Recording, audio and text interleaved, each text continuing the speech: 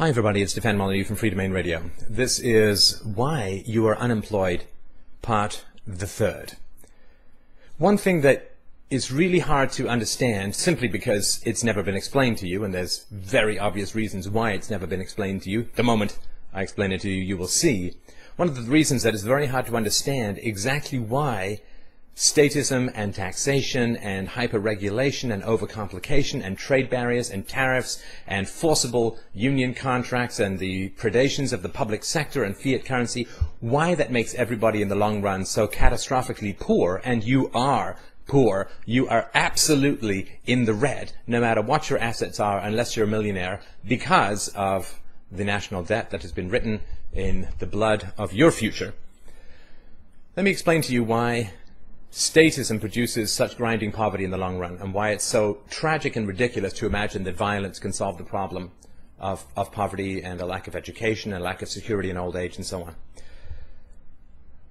You know that when you go for a job, you need to factor in your after-tax income, right? So if you want to make $30,000, you have to ask for $50,000, and this depends on where you are. Maybe it's 45,000, maybe even it's 40 in certain areas, but you have to ask for a salary over and above what you need to live on, because so much of it is going to be taken away by the state. But that's something your employer has to pay, right? So a 30% taxation rate on income simply means 30% fewer workers will be hired. It's not a direct correlation, but more or less it means that salary has to go to the government rather than to additional workers. So there is one very powerful source of unemployment. And then, of course, you have, most people have a sales tax on whatever it is that they purchase, and they have taxes on gasoline and cigarettes and liquor and just about everything else that you can imagine. The only tax that is not really a tax is when you tip your waiter. So we all understand that what we're left with after the various forms of taxation, and there's property taxes, and you don't, of course, escape those if you live in an apartment or a flat. In fact, per square foot, despite the fact that it's easier to supply electricity and water to an apartment, per square foot, it's a higher property taxes on apartments. It's just built into the rent on apartments rather than houses. But you've got to pay your property taxes for your houses. It just doesn't end. It feels like every time you get your head above water, another statist log, wet concrete log, is tied to your legs. So when you're going for a job, you have to say, well, I have to pay $1,000 a month in rent, but what proportion of that is property taxes? Well, again, it varies, but it's quite significant. And you have to say, well, I have to buy food, or I have to buy clothes, or I have to have some entertainment, and that I have to calculate the taxes on that. So a lot of your salary requirements are hyperinflated because of taxation requirements. But that's just the beginning of it, because the employer also has to pay property taxes on the factory or the office building where you are. He's had to pay sales tax and other kinds of taxes on everything that he's bought for the office, which further reduces his ability to actually pay employees. And that is still only the beginning. It gets worse and worse from there. Because if you go and buy, let's say you're a business owner, and I've been in this situation. So you're a business owner and you go and buy a printer. Well, how much do you have to pay for the printer? Well, you have to pay for the actual raw materials and labor and some capital costs for building the printer, but you also have to pay for the printer the taxes for the employees who build the printer. Do you understand? So it adds at least 30 or 40% to the price of the printer, and then there's property taxes, which can add another 5 or more % to the price of your printer, and on and on and on.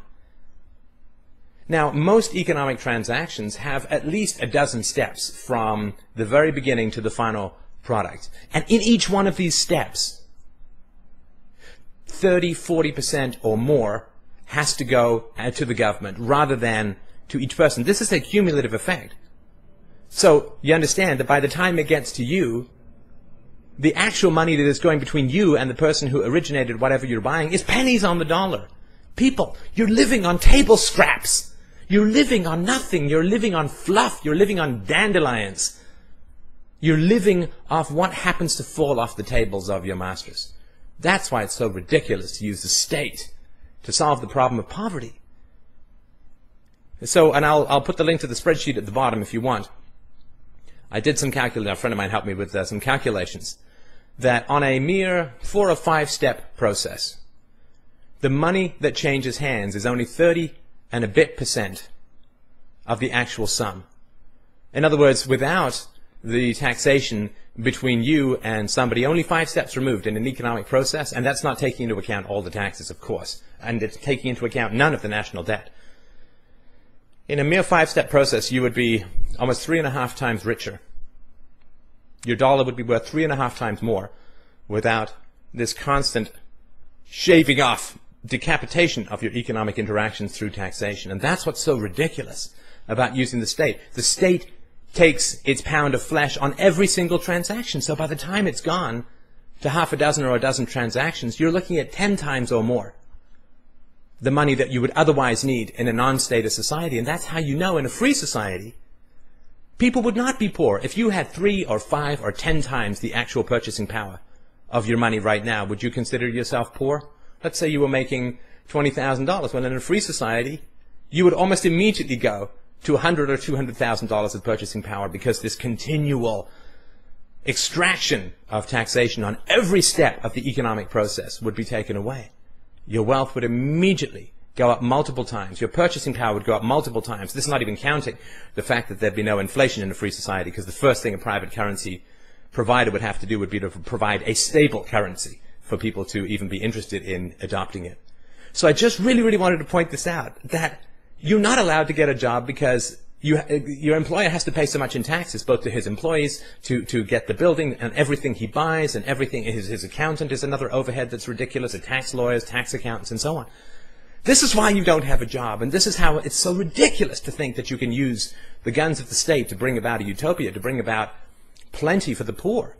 If you want plenty for the poor, just stop extracting a pound of flesh from every conceivable economic interaction, and we all become staggeringly wealthy, literally, overnight.